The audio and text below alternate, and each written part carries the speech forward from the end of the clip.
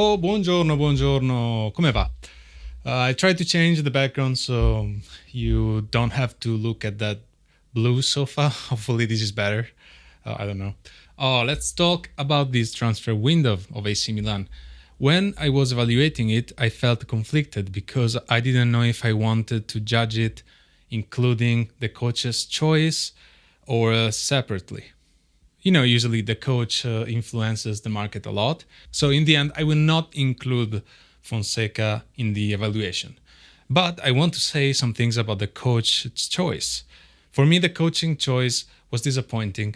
It showed me a lack of ambition from this ownership and a sign that this ownership is not focused on winning trophies right now, but is focused on fixing up Milan, building a stadium, and then sell Milan. To me, that's quite clear. There were so many valid available coaches this transfer window that I can't still quite understand the choice of Fonseca after all the supporters went mad for Lopetegui. So when describing this transfer window, in a few words, I would say improvised, confused, and late. I'm not saying this is not a good market, mind you, but this kind of market should have been planned a long time ago so that when we chose Fonseca, I don't want to say we already had the players, but we were close to have the players because our negotiations dragged on for longer than necessary. So there are two key points that I want to discuss and highlight. So first, we navigated this market without a sporting director, and it shows, in my opinion.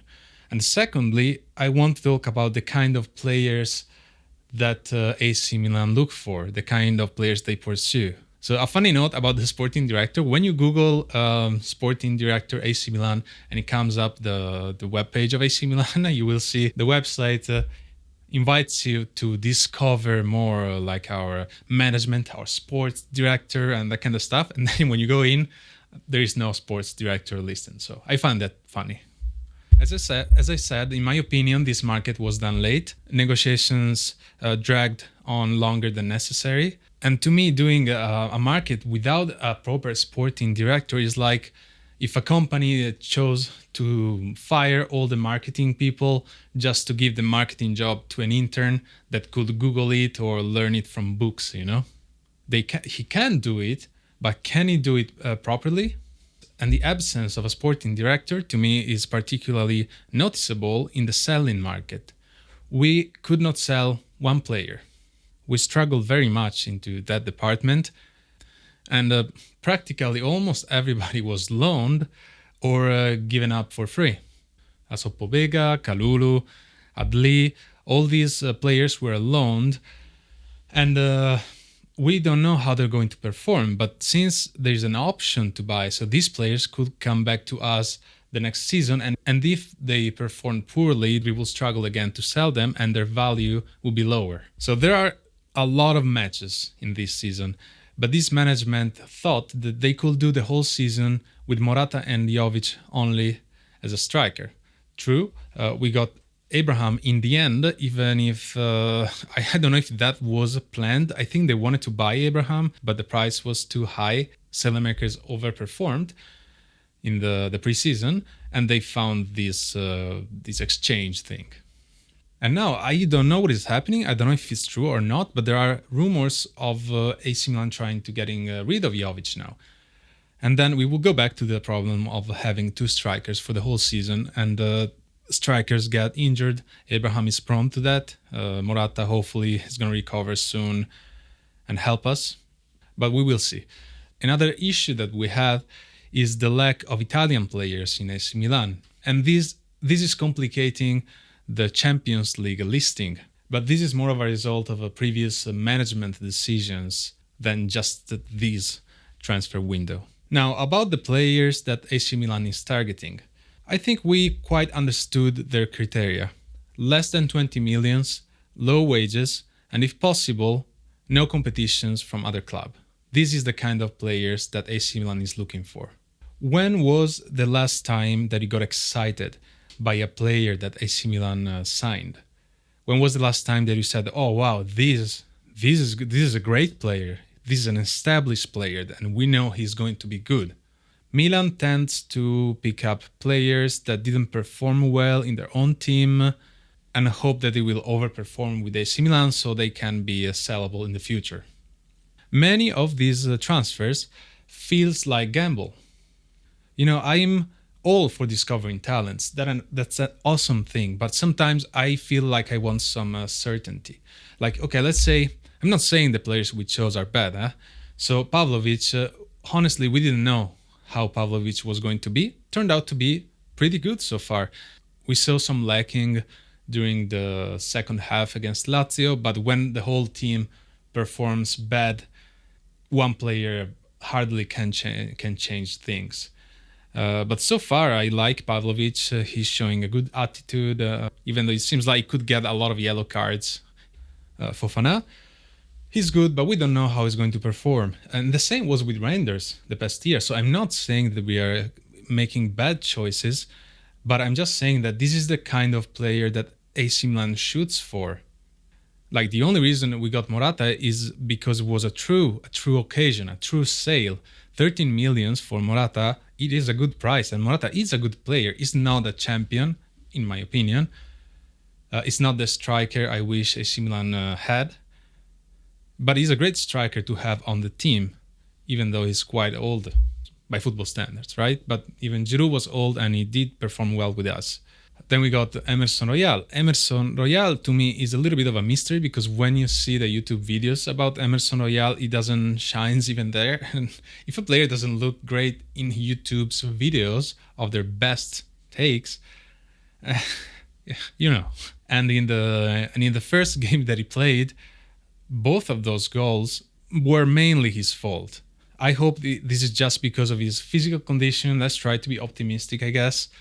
But yeah, so far, not a great signing.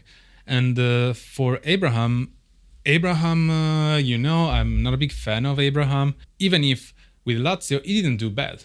So if Abraham is this and improves, then I'm all for him. But if this exchange between Selemakers and Abraham was not on the table, probably AC Milan will not have picked Abraham, in my opinion, in the end. So what did this team needed before the market? I'd say the most critical things that we needed was a striker that could score 20 goals or more, because we didn't have that for a long time now. A right full back that could be an improvement from what we have. A substitute for Theo Hernandez. And since we got Fonseca, at least 2 midfielders for Fonseca. And also a defender, which we got, right? So did we get all these players? We didn't get the substitute for Theo Hernandez, and we didn't get an improvement from Calabria from what we saw until now. And also the striker. The striker, we got Morata. We know Morata is great, but he scores less goals. I think there, though, Morata can help the team scores more goals overall. We're going to see about that. And Abraham is a mystery. Abraham is a question mark so far. We don't know. So is this team stronger compared to the past year? On paper, I would say yes. But to me, the coach choice, it's a big thing. And also, I want to do a little bit of a provocation. So if we got Conte or De Zerbi or whatever, right? And his results were the same as Fonseca right now, so 3 matches and 2 points, would you be as mad? I'll try to be honest with myself.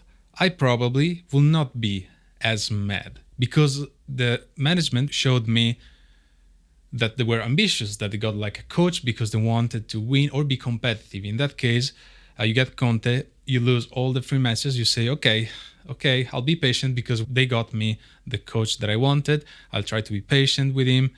And I know what Conte can do. So we will still be upset, obviously, because we leave AC Milan like this. But we will be more tolerant compared to Fonseca. So was this a bad market overall? I do not think it's a bad market, but it's not even a great market. It's an average. We did the bare minimum. But they chose to not invest in a striker after saying that they had a budget stance for it. So the market is done now. I don't think we can still get somebody, maybe Rabiot, but Rabiot, I agree here with the management. Rabiot expectations are for salary are way too high, and there is a reason if nobody is signing him right now. While I would like to have Rabiot in the team because it can be a good addition. I don't think that's gonna happen unless like his requests go real low, and because he sees that nobody hires him. Also, we know that this AC Milan doesn't intervene in the winter transfer window usually. If they can fix something, if we have too many injuries and we need the players, they will do something about it. But this is not a management that uses that transfer window to do a lot of stuff. And also a lot of players are just not available, right? And that's why I say that you have to plan the market way ahead. The same way that Inter did, right? Inter, they got Taremi and Zielinski, right? And when Oak came to Inter now, you saw that like kind of stopped. They stopped buying players, and that was a good choice from Marotta to get them in advance. So let me know what you think. I tried to give you my honest, thought out opinion about this market. Are you satisfied by this market? Would you have done something different? So let me know, and buona giornata. Ciao ciao ciao. Ciao ragazzuoli. Ciao ciao.